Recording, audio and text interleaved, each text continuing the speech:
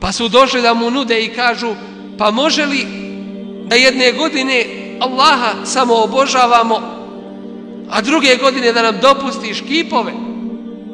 Pa uzvišeni Allah nije htio da ušuti pred tim i on uzvišeni objavljuje ajeta sa 7 nebesa i kaže: Kul ja ejuhal kafirun la a'budu ma ta'budun.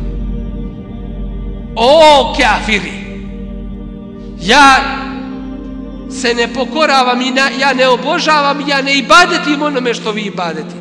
Wala antum a'biduna ma a'bud. Niti vi činite ibadet onome kome ja činim. Wala ana a'bidun ma abadtum.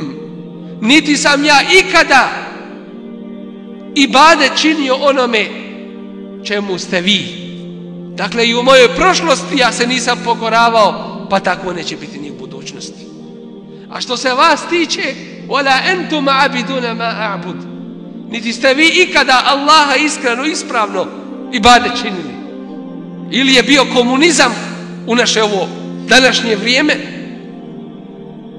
ili je novi vid uspostavljanja zakona među ljudima, ali niti ste vi ikada bili ispravni, kaže im Kur'an, niti ćete biti ispravni dok ste na takvome putu. Lekum dinukum valiye din.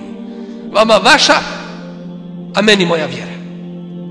Ovi ajeti iz sure El-Kafirun, za koje ima sahih rivajet od Rasulullah sallallahu alaihi ve sellem da vrijede 1/4 Kur'ana. Ovi ajeti su bili u vrijeme komunizma zabranjeni da se uče na mnogim mjestima. I pitajte starije imame, jer su ih govorili da su ekstremni ajeti, nacionalistički neuzubillah, revolucionarni. Ali danas ne mogu to više reći za ajete, nego govore za one koji prihvataju i primjenjuju takve ajete.